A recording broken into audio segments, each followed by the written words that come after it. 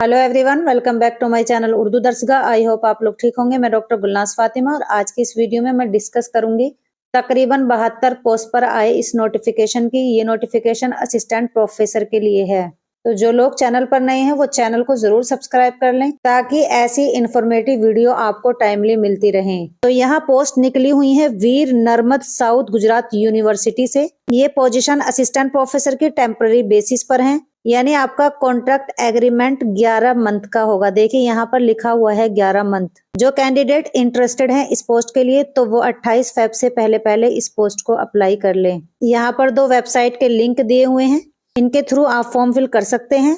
और इस पोस्ट के लिए क्या क्या क्वालिफिकेशन चाहिए सब इंफॉर्मेशन आप इस लिंक के थ्रू पता कर सकते हैं। और जब आपका फॉर्म फिल हो जाएगा तो उसकी 2 हार्ड कॉपी तमाम डॉक्यूमेंट्स के साथ सेल्फ अटैच करके आपको 5 मार्च से पहले इनके एड्रेस पर भेजनी है, जो कि मैं आगे बताऊंगी। आइए देखते हैं पोस्ट।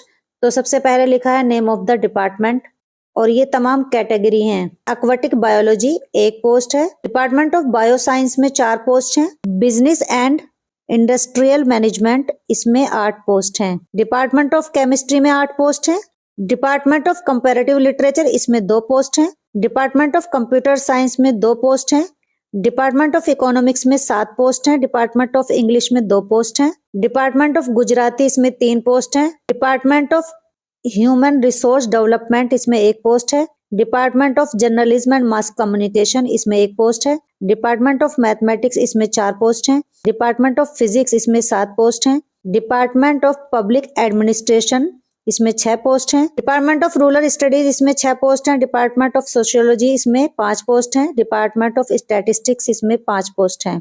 जो कैंडिडेट सिलेक्ट हो जाएंगे उनके लिए सैलरी 40,000 पर मंथ होगी। यहाँ देखिए ऑनलाइन एप्लीकेशन फॉर्म सबमिट करने की लास्ट डेट है 28 फरवरी। आप इसके थ्रू अप्लाई कर सकते हैं और जो इसकी हार्ड कॉपी होगी वो इस एड्रेस पर भेजनी है। या तो आप स्पीड पोस्ट के थ्रू भेज सकते हैं या फिर कोरियर के थ्रू भी आप इसको भेज सकते हैं।